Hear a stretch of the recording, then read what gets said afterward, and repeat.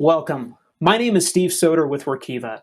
In this session, we're going to discuss two challenges and ways that innovation can turn these challenges into opportunities so that you can address what matters most, drive action, and communicate impact. Please feel free to take screenshots, stop by our booth, connect on LinkedIn, and engage with us. Hi, I'm Mandy McReynolds. I'm the Senior Director of Environment, Social, and Governance at Workiva, and we're so glad you're with us today. Today, we're going to be talking about how to connect ESG outputs and inputs for stakeholders to drive business value. We're going to start kicking it off with a first challenge that might be real to all of you sitting out there, thinking about how we can make ESG faster and how it can be trusted for stakeholders. I don't know about you, but the ratings and review process when it comes to investors and creditors matter to the bottom line and driving capital. Normally, this ESG analyst has about 20 or 30 companies that they're reviewing under a deadline. And we as practitioners have to think about this like the Amazon shopping experience. You get a rating, you get a little bit of a narrative about the review of what they think about you and your company, and then you're sitting across from an investor or a potential employee or customer or creditor. And you're trying to explain how this rating and review works and the story behind the curve. I often take a step back and think this seems to be antiquated. It only happens annually. What can be done to deliver to all of our stakeholders faster on a quarterly or weekly basis real information about what's happening so that when you are rated and reviewed, they've got right at their fingertips the work? It's no longer about crushing annual goals that you blew out of the water last year, but allowing all of your stakeholders to see transformation of your company happening in real time. So, Steve, I just talked about the rating and review process as a part of this ESG Faster and Trusted challenge. Tell me a little bit about what you think on trust and data as it comes to this topic. Yeah, for sure, Mandy. And actually, we've got a lot to say about it. Workiva conducted a wide ranging survey of individual investors in the US, UK, Germany, and France to learn how ESG is impacting their investment decisions. And what we learned was insightful. Over half of these investors feel strongly that their moral beliefs must align with the company before investing, yet about the same percentage find it difficult to judge or even trust a company's actions and what that company says when it comes to environmental and social metrics. We found that these trends were even more pronounced for the emerging investor group of 18 to 34-year-olds. In addition, 64% of respondents, well over half, in all of these markets, agree that ordinary investors should put pressure on companies to be more transparent, and we've certainly seen a lot of that lately. We believe that this sentiment will intensify in the future and that trust in ESG data will become the make or break factor for the reputations of organizations. But it goes beyond trust, Mandy, as you mentioned, it's also about the data. In that same survey, nearly half of respondents in all markets noted that they trust ESG performance more when reported through numbers and data rather than qualitative or narrative disclosures, with the strong majority of respondents agreeing that companies should make it easier to judge how these organizations behave towards society and the environment. These investors aren't just looking for information, they're looking for the data that demonstrates progress toward the ESG values that are important to them. And to go back to the Amazon shopping example, just think for a moment about your own experience. You might love reading the reviews, but what's usually the first thing you look for? The number of stars in the review itself. Now, I wouldn't exactly call that robust data, but you understand the point. As these investors compare alternatives, you and they need the data behind the ratings to ensure that your ESG progress stands out. I would point out that if you'd like to see these survey results, please stop by the booth for a handy infographic that summarizes the key takeaways. It was such a helpful resource, Steve. I know I used it as well as the video with our ESG task force, and we'll be sharing it with our board of directors because it provides that high level backing of what's needed for innovation both today and tomorrow.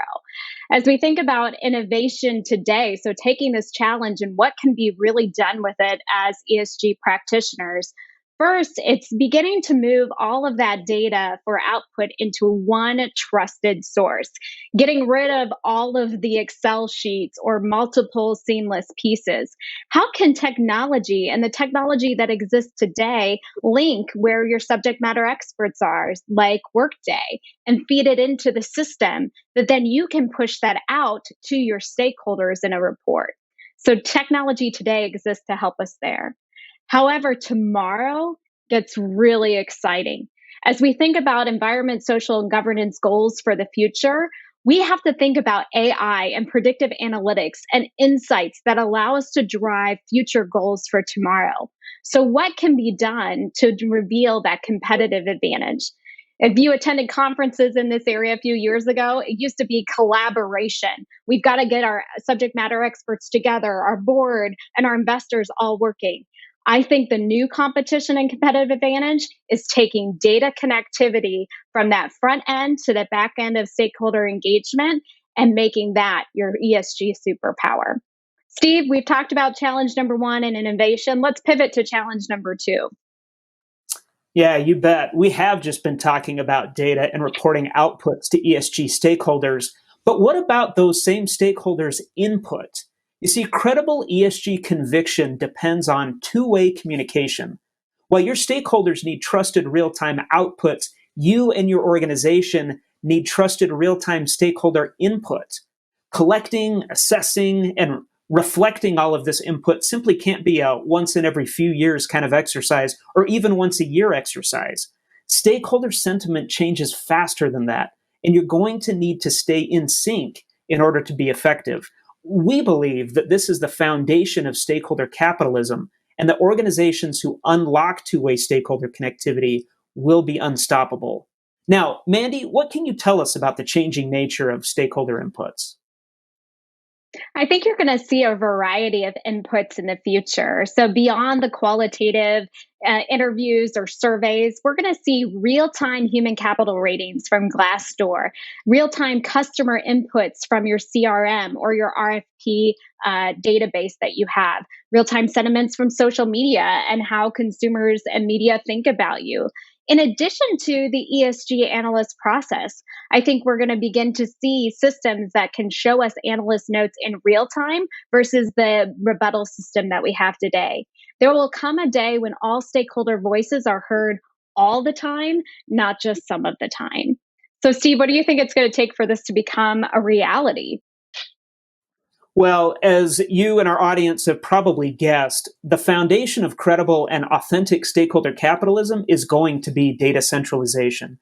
The only way to facilitate this feedback loop of rapid and transparent outputs and real time stakeholder inputs that we've been talking about is through some type of centralized platform that enables these inputs and outputs to come together so that ESG professionals can spend their time demonstrating meaningful progress rather than simply wading through a sea of data. The complexity and amount of reporting outputs to ESG stakeholders is growing, and the data ecosystem of internal ESG metrics is also growing. You know, Mandy, as you just explained, we can also expect increasing sources of real-time stakeholder input as well. So given the increasing volume and complexity of this data, there is significant risk to authentic ESG messaging if all of this is handled manually. Now, Mandy, how is innovation going to address these challenges? I think innovation and tech that exists today is really going to interlink all of those input systems. So, as we think about Salesforce or some other places that we would get technology, pulling that into your end to end platform so that it can begin to produce that information that's trusted and audited in one centralized source for it to be ready. As we think about it for tomorrow, I think it's leveraging that speed of transparency. As we spoke earlier, the speed of transparency has to be on the output, but you can only deliver that output if you have the speed of transparency on the input. And so I think organizations who unlock this two-way connectivity of stakeholder input to stakeholder output will become unstoppable, like you said. Well, Mandy, thank you very much for the insights. We thank our audience for attending this session. We hope we've shared some useful information into the ways that innovation can help drive trusted, faster ESG reporting and authentic stakeholder capitalism. Please drop by our booth to engage with us, to check out the survey results, as well as other resources that we have available, and to continue the discussion. Again, thank you so much for attending.